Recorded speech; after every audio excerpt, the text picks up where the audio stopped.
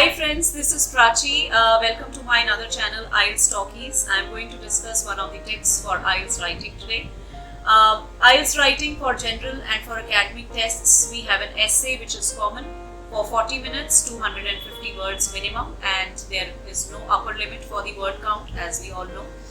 I am discussing today that the IELTS essay is divided into three parts.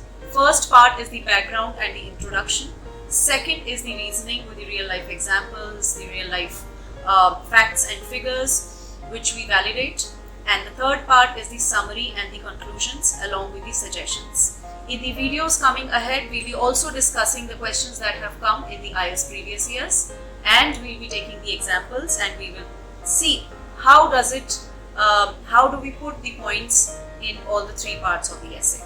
Thank you. Till then, bye bye. If you like it, subscribe to my channel.